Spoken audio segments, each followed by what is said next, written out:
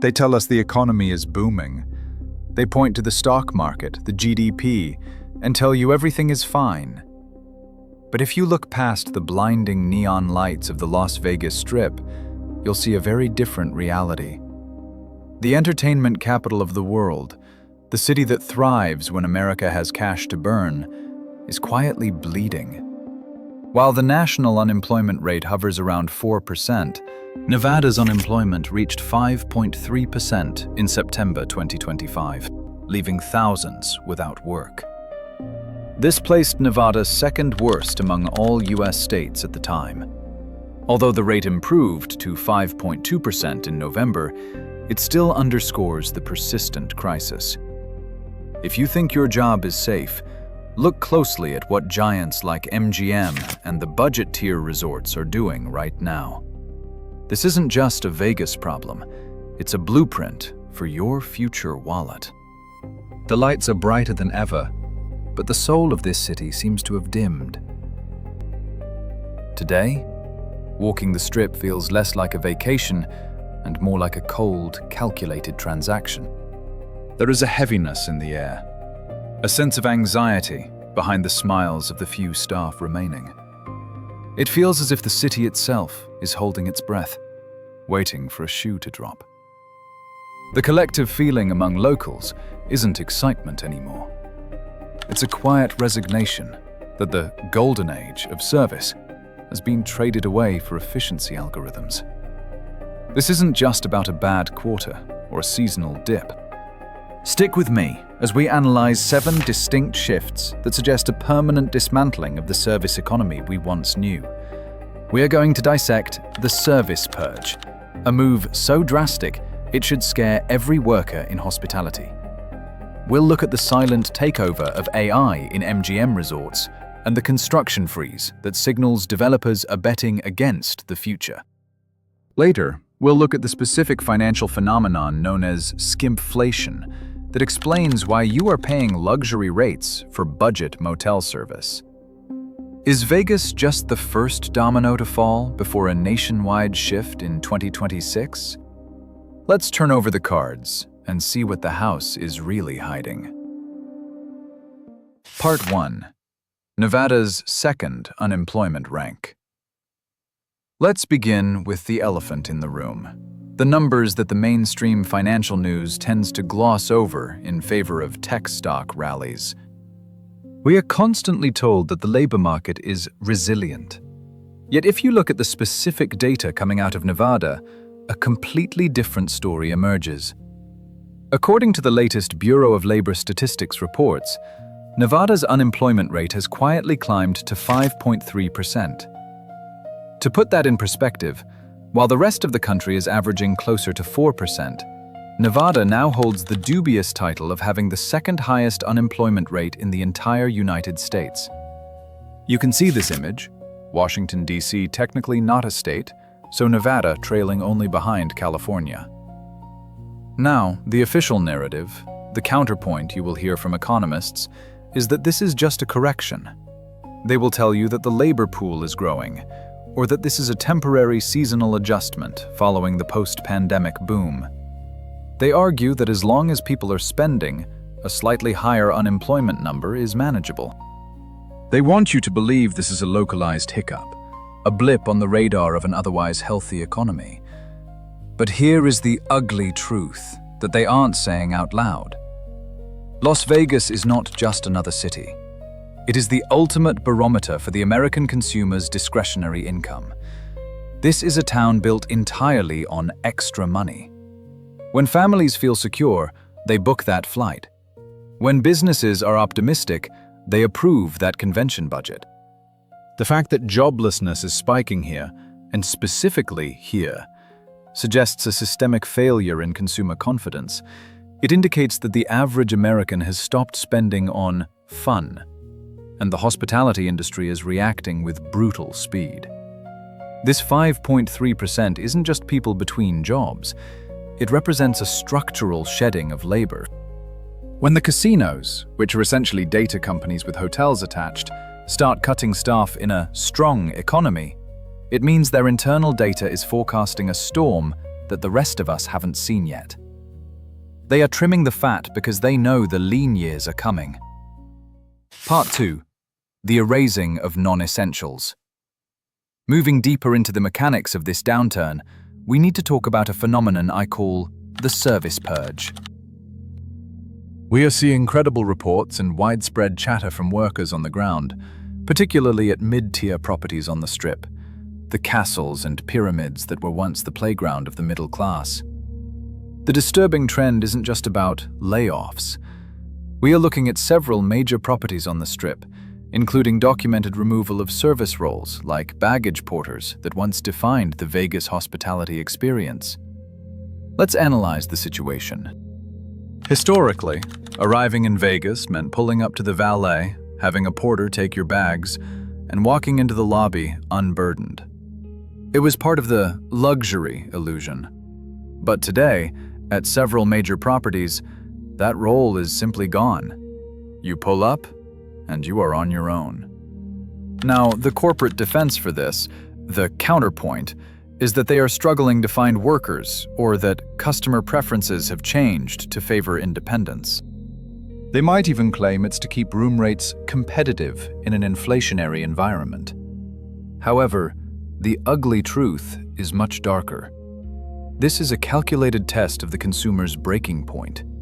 By eliminating the baggage porter, the corporation instantly deletes a massive line item: wages, health insurance, union benefits, and pension contributions. But here is the kicker. They haven't lowered your resort fee. You are paying the same, if not more, for significantly less. This is what economists call shadow work, transferring the labor from the paid employee to the paying customer. You are now working for the hotel you are paying to stay at. This sets a terrifying precedent for the entire service industry. If a multi-billion-dollar casino can prove that people will still book a room even if they have to haul their own luggage like they are at a roadside motel, then that job class is never coming back. It's not a pause. It's an extinction event for low-skilled service labor. Part 3. Strategy to delete human cost. If the removal of porters is a physical erasure of service, the shift we are seeing at giants like MGM Resorts is a digital one. This is the AI pivot. We are witnessing a strategic, high-velocity transition from human-based guest services to AI-driven automation. This goes far beyond just mobile check-in. We are talking about the replacement of concierges, front desk agents, and customer service reps with chatbots and digital kiosks. The corporate narrative is always slick and shiny. We are innovating the guest experience, they say. We are giving you seamless 24/7 digital access. They frame it as a convenience for you, the tech-savvy traveler who doesn't want to wait in line.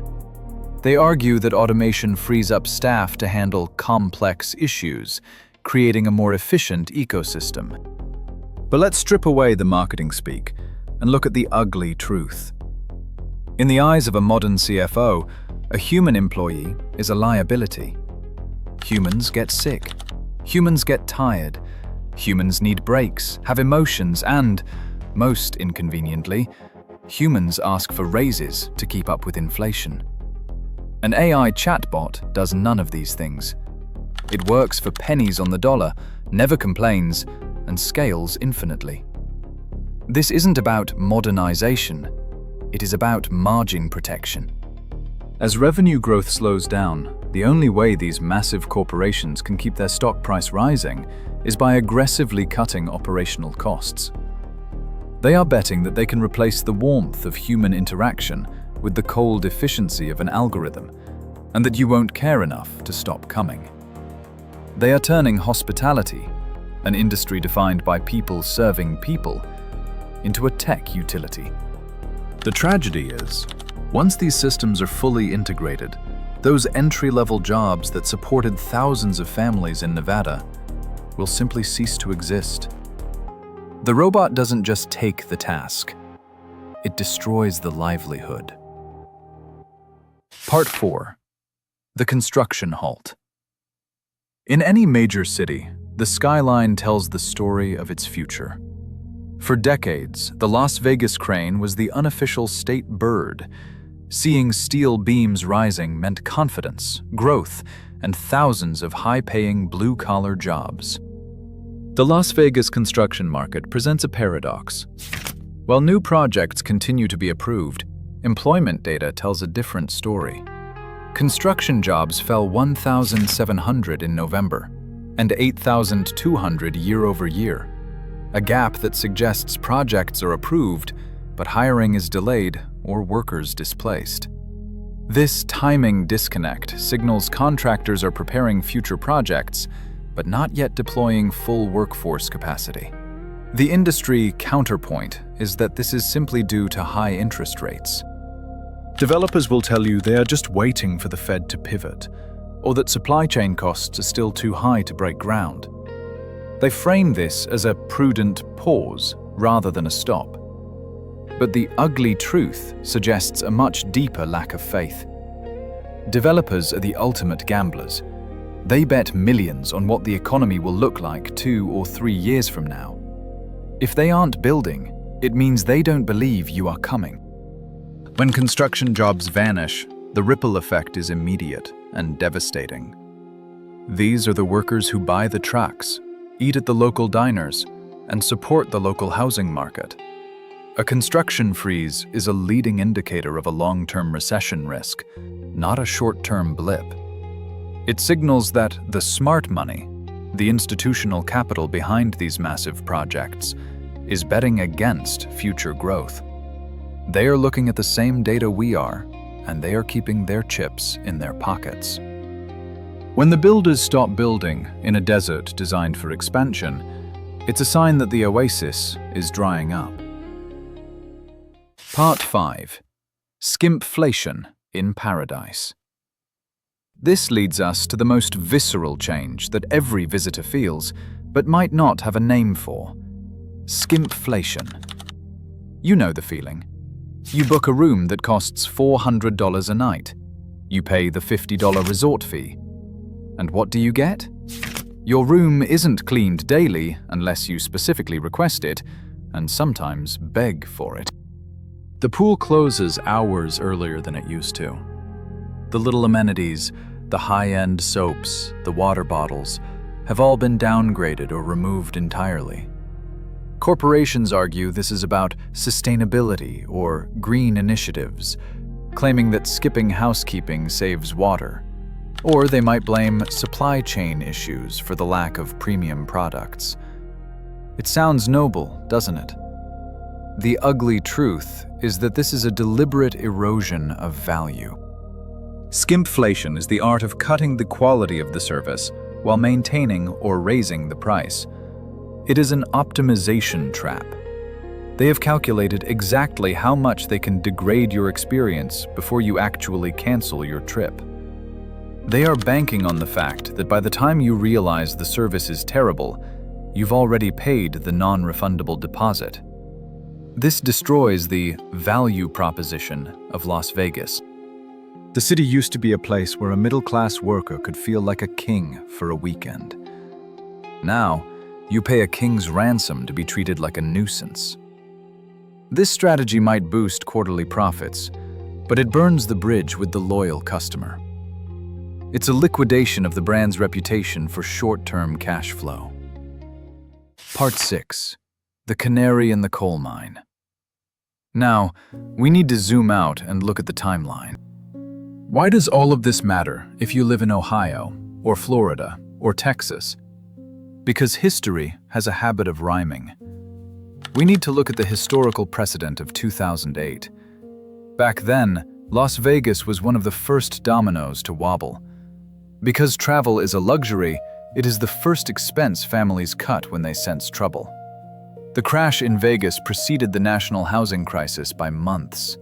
Some analysts might say this time is different, that our banking system is stronger.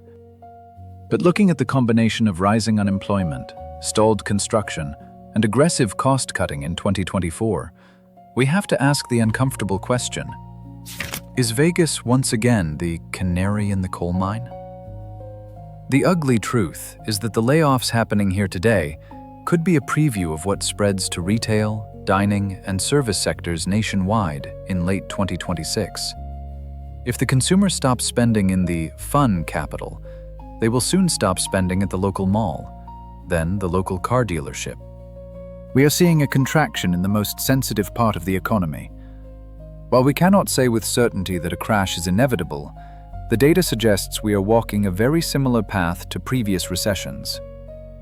If historical patterns repeat, what happens in Vegas doesn't stay in Vegas. It comes for the rest of the economy about 6 to 18 months later. Part 7. Conclusion. A fundamental restructuring. So, how do we connect these dots?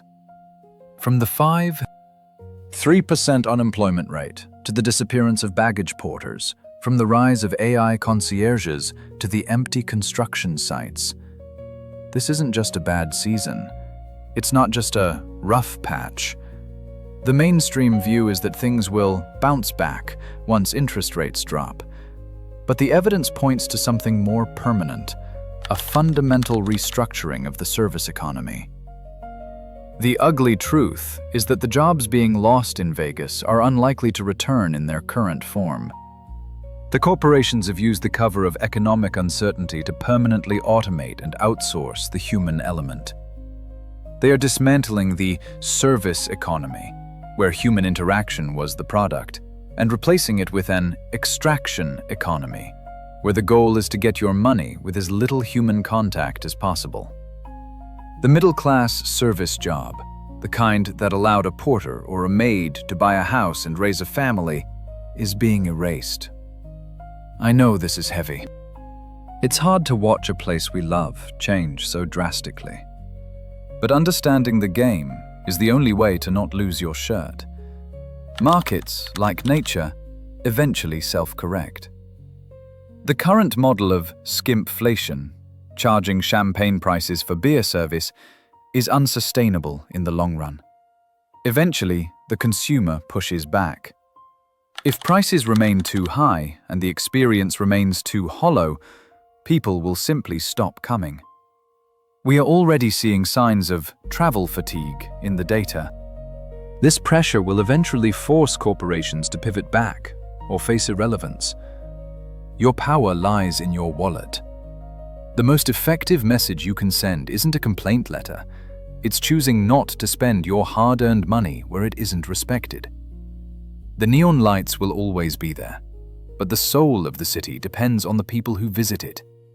By being selective, by demanding value, you force the market to correct itself. I want to hear from you. Have you visited Vegas recently? Did you notice the lack of staff, or the digital kiosks replacing friendly faces? Or do you think this is just the necessary evolution of business? Drop a comment below with your experience. I read every single one. If you found this analysis helpful, please hit that like button and subscribe. It helps us get the truth out to more people who deserve to know what's really happening to their economy. Stay